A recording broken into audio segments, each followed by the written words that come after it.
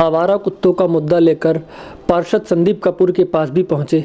उनके इलाके की समस्याएं लेकर इनके पास पहुंचे और इनसे जानेंगे क्या आवारा कुत्तों को लेकर जो प्रशासन कड़े कदम उठा रहा है वो कितने कामयाब हो पा रहे हैं या नहीं। तो सर, आज हमने बैठक किया कृष्णा नगर के इलाके में। यहाँ के लोगों की समस्याएं थी कि आवारा कुत्तों से उन्हें निजात नहीं मिल पा रही है और ख़ासकर वो प्रशासन का इसमें फेलियर बता रहे थे। क्या कुछ प्रशासन इन्हें लेकर कदम उठा रहा है? देखिए, इस समय आवारा कुत्तों की समस्या कृष्ण नगर नहीं, पूरी दिल्ली और पूरे देश की है। क्योंकि जब कोरोना काल आया उस समय इनका जो स्टरलाइजेशन का प्रोसेस था वो रुक गया था, क्योंकि आप सबको पता है कि ज़्यादातर हॉस्पिटल्स और ये सब मेडिकल सेंटर्स बंद थे। तो उस समय जो कुत्तों के स्टरलाइजेशन के सेंटर थे वो भी बंद रहे। तो उससे 2-3 ऐसी साइकिल रही जिसमें कुत्तों की जनसंख्या में बहुत ज़्यादा बढ़ोतरी हुई। लेकिन जब ये समस्या पता लग गई 1-1.5 साल पहले, इस पे काम होना चाहिए था। लेकिन पिछले बजट में भी मैंने एक कट मोशन दिया था कि जो कुत्तों की रोकथाम के लिए जो बजट है उसको कम से कम दुगना या तिगना करना चाहिए, क्योंकि आज ज़रूरत है ज़्यादा गाड़ियों की जो इन कुत्तों को कैच कर सके।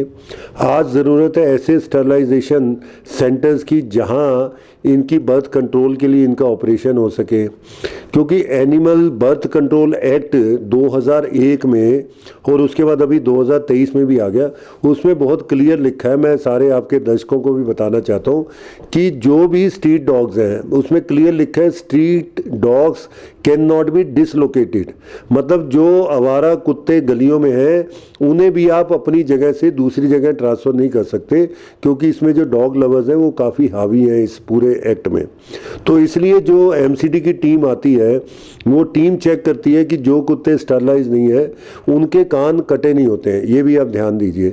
और उन कुत्तों को उठाना, उनकी सेल्फी खींचना और उसे अपलोड करना लोकेशन के हिसाब से, और फिर उन कुत्तों को उठा के लेके जाना, उनका ऑपरेशन करना, 3-4 दिन रख के वापस उसी स्थान पर छोड़ना।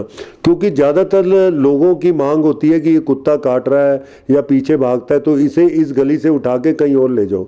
तो जब एक्ट के अंदर नहीं लिखा तो कोई भी सरकारी कर्मचारी उस कुत्ते को स्टरलाइज तो कर सकता है लेकिन वहाँ से दूसरी जगह नहीं फेंक सकता। तो इसका इलाज एक ही है कि ज़्यादा से ज़्यादा स्टरलाइजेशन सेंटर एमसीडी खोले, ज़्यादा से ज़्यादा कुत्ते पकड़ने की गाड़ियां लगाए और पूरे इलाके को तेज़ी से जितने भी कुत्ते हैं उन्हें स्टरलाइजेशन करके उनका बर्थ को कंट्रोल किया जाए। सर, स्थानीय लोगों का ये भी कहना था कि रात के टाइम खासकर बच्चों को कुत्तों से डर लगता है। हालांकि उनकी जनसंख्या नहीं बढ़ रही है, लेकिन उसके बाद उनके काटने की वजह से हॉस्पिटल में जाना और वहाँ उसका प्रॉपर इलाज ना मिलना, इसकी भी समस्या लोगों के बीच में निकल कर आई। देखिए, मैं बहुत पिछले 1.5 साल से 2 साल से इस जो पूरी समस्या है इस पर कुछ रिसर्च भी की है, बहुत लोगों से मैंने बातचीत भी की है और हमारे पूर्व केंद्रीय मंत्री विजय गोयल जी भी इस पर काफ़ी कुछ एक्टिविटीज़ कर रहे हैं कानून के हिसाब से भी लोगों को एजुकेट करने में। देखिए क्या होता है, जब ये गली के कुत्तों को आप खाना उसी स्थान पर दे देते हैं तो उन्हें खाना ढूंढने के लिए ज़्यादा मेहनत नहीं करनी पड़ती, तो बैठे बैठे खाना मिलता है, तो वो काफ़ी ज़्यादा वायलेंट हो जाते हैं और फिर दूसरी चीज़ों पे ध्यान देते हैं।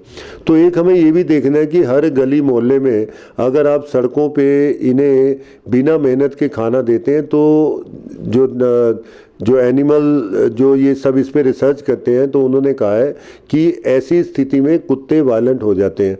तो कहीं ना कहीं अगर वो परिश्रम करके अपना खाना ढूंढते खाते हैं जैसे पहले होता था तो वो उतने वायलेंट नहीं रहते हैं, वो उस अपने काम में मस्त रहते हैं। तो एक ये भी रीज़न बहुत बड़ा निकल के आ रहा है जो रिसर्चर्स ने हमें बताया। तो और मेरा ये भी कहना है कि जो डॉग लवर्स हैं वो कुछ ऐसे स्पॉट्स आइडेंटिफाई करें जहां सिर्फ वहीं खाना दें।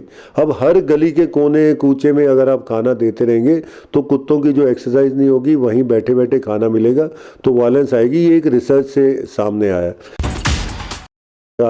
तो उनकी मेयर से भी मैं निवेदन करता हूं, जो 21 सेंटर दिल्ली के अंदर बनते थे, बीजेपी के समय पे 17 बन गए थे 1.5-2 साल पहले, उन जो 4 सेंटर्स का काम भी तेजी से कंप्लीट करके ज़्यादा से ज़्यादा कुत्तों को स्टरलाइज करें, कुछ गाड़ियों को बढ़ाएं और दिल्ली की जनता को इस समस्या से निजात दिलवाएं।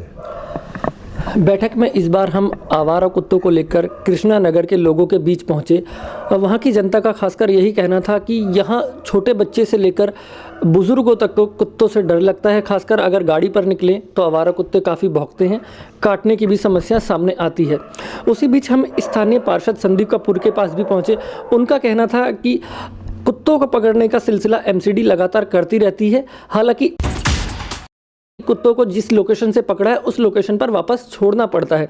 और संदीप कपूर का खासकर आम आदमी पार्टी दिल्ली सरकार की तरफ यह इल्ज़ाम था कि वह अपने हॉस्पिटलों की तरफ भी ध्यान दें, जहां घायल कुत्ते या पागल कुत्तों का इलाज किया जाता है वहां पूरी तरीके से प्रॉपर तरीके से साधन नहीं है और कुत्तों के लिए जो रेबीज़ का इंजेक्शन लगाया जाता है वह भी हॉस्पिटल में पूरी तरीके से मौजूद नहीं है। कैमरामैन नवीन के साथ अहरार चौधरी, CCN।